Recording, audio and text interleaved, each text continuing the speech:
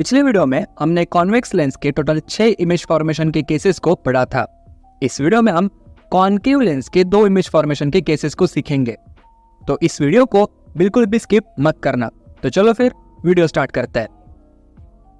शुरुआत करते हैं बेसिक से। देखो, कॉन्केव लेंस दिखने में कुछ ऐसी होती है और इसे हम कुछ इस तरह रिप्रेजेंट करते हैं। अगर इसे ध्यान से देखा जाए तो कॉन्केव लेंस का top and bottom part thick होता है और मिडल पार्ट थिन होता है, जिसके कारण जो भी रेज इस पे इंसिडेंट होते हैं वो डाइवर्ज हो जाते हैं और इसीलिए इसे हम डाइवर्जिंग लेंस भी कहते हैं। एक कॉन्वेक्स लेंस की तरह ही कॉन्केव लेंस के पास भी एक optical centre O, 2 focus f1 and f2 और 2 सेंटर C1 एंड C2 मौजूद होते हैं। इन C1 एंड C2 को हम 2f1 और 2f2 से भी डिनोट करते हैं और ये पांचों पॉइंट एक ही लाइन पे लाई करते हैं। इस लाइन को हम प्रिंसिपल एक्सिस के नाम से जानते हैं। अभी इस कॉन्केव लेंस में इमेज फॉर्मेशन के सिर्फ 2 केसेस है। पहला, ऑब्जेक्ट प्लेस एट इंफिनिटी और दूसरा, object place between infinity and optical centre O। अभी इन दोनों केसेस को ड्रॉ करने के लिए तुम्हें 3 रूल्स को ध्यान में रखना होगा, जिसमें से पहला रूल है, इमेज फॉर्मेशन के लिए मिनिमम 2 रेज की जरूरत होती है जिनका ओरिजिन सेम होना चाहिए।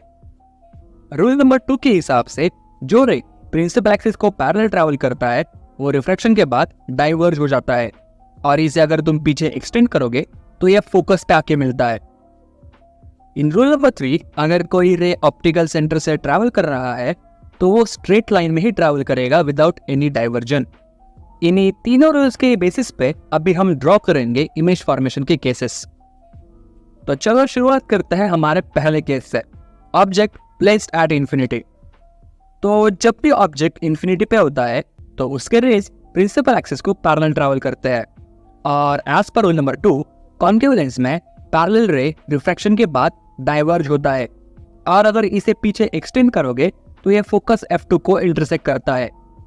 इसी रूल को अप्लाई करके हमारे दोनों रेज पहले डाइवर्ज होंगे और उसके बाद इन्हें हम पीछे एक्सटेंड करेंगे कुछ इस तरह। अभी ये दोनों रेज जहां पे इंटरसेक्ट करेंगे हमारी इमेज वहीं पे फॉर्म होगी।